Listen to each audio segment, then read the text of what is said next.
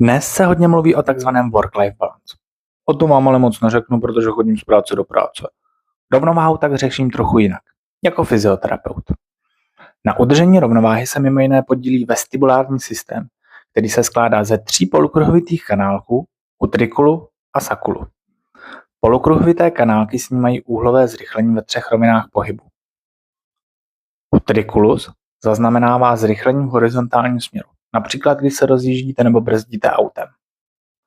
Sakulus dělá to stejné, akorát ve vertikálním směru, například při skoku nebo jízdě výtahem. Nezapomeň mě sledovat, protože příště si ukážeme, jak se jednotlivé části vestibulárního systému dají vyšetřit a trénovat. A pokud se vám motá hlava, zapojte se do projektu 1000 závratí, kde lidem pomáhám řešit závratě zdarma. Stačí napsat Vertigo do komentáře.